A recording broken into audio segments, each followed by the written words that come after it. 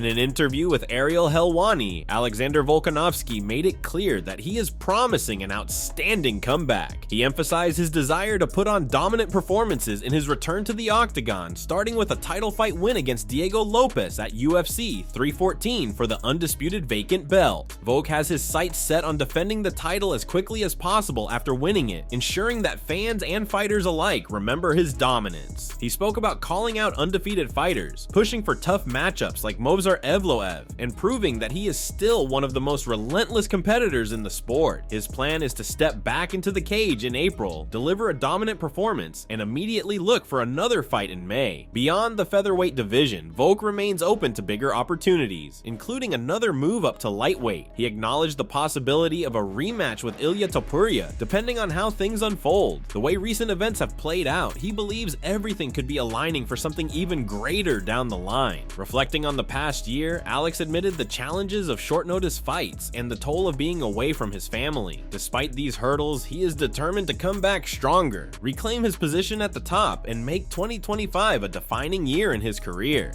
I definitely want to defend. I think I want to defend pretty quickly, and then just I want everyone to be reminded of, oh man, you know, Volk's back. You know what I mean? Like, he's in there and he's already calling for undefeated fighters, and then telling them, come on, let's go. Let's say, you know, I'm the one dragging these guys into the octagon, hurrying them up. You know what I mean? So, you know, I want people to be reminded of that, and then we'll see where we're at after that. But I plan on having a really, really good showing, you know, in April, and then maybe calling for something quick, and then we'll see what happens after that. Maybe we do set a bigger fight with Ilia at lightweight, or if he wants to come back down or something like that, maybe we can even make that massive rematch. After my next fight, you're going to want to see that again, trust me. So maybe that sets up for an even bigger rematch further down the track. So maybe it's meant to be the way everything's just happened to be.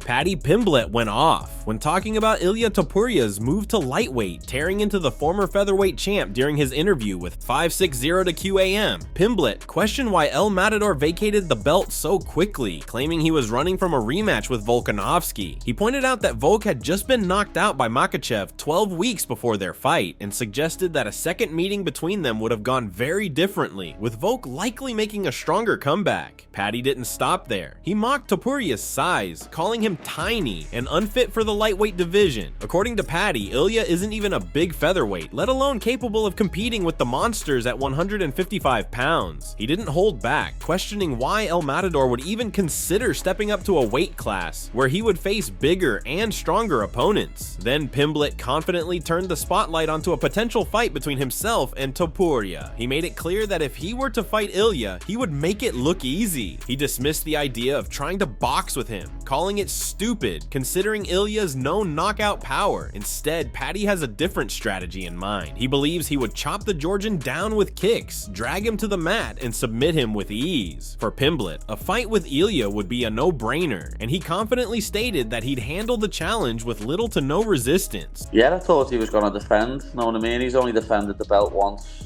and I think it was I know he's knocked a lot of people out, but against Volk had only just recovered from getting head kicked 12 weeks earlier and knocked clean out by Islam. So I think if he fought Volk again, it'd be a different fight. I think he half ran away from Volk. I think he knew Volk was going to give him a run for his money, so he thought, no, I'll just vacate and I'll move up. But I don't understand why he's moved up. He's tiny. He's saying he can't make the weight anymore, but he's tiny. He's not even a big featherweight, never mind big enough for lightweight. If he fights Islam, he'll get manhandled and he'll get submitted. So I don't even understand why he's moved up. I think I'm also manhandle him. Know what I mean? Anyone who's ever fought only started to have a boxing match with him, which is just stupid. He's got good boxing, he's got power in his hands. We'll have to see how the power transfers up to 155 because he's fighting bigger men. And if I fought him, I'd just kick him round the cage until I took him down and then submit him. Ilia didn't hold back in his response to Paddy Pimblett's comments. He started by claiming that Paddy's hype was a momentary thing, and now it's clear the gap between them is massive. According to El Matador, while Paddy may have had a lot of hype at one point, the quality of fighter he is now simply doesn't compare to someone like Topuria. He emphasized that it's clear to everyone that they're on different levels. Ilia then turned the conversation personal, taking issue with how Paddy had acted in the past. He explained that Paddy's disrespect towards him, his country, and his people crossed a line. He was deeply upset by Paddy's comments regarding the war between Georgia and Russia, especially when Pimblett made light of the suffering and tragedy associated with it. Ilia expressed his frustration, saying that Paddy's joke about such a serious topic was inappropriate and crossed a personal line for him. Topuria made it clear that if they ever crossed paths, he wouldn't hesitate to take Pimblett's head off, referring to the situation in a way that left no doubt about how seriously he took the disrespect. He said that while some fighters build hype by mocking others, he isn't interested in that approach. Instead, he plans to let his actions speak for themselves, fighting with respect and letting the results do the talking. His hype was like momentary.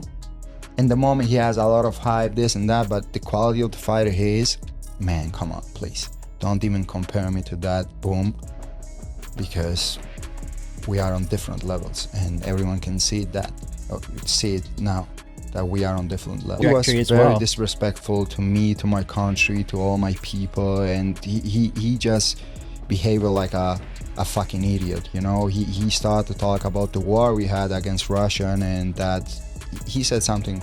Now I understand why the Russians put the bombs in Georgia. When you start to joke about that kind of things, just make sure that we don't find each other anywhere, because I'm gonna take your fucking head off. You know what I mean? He wants to build his hype laughing on people, and that's not.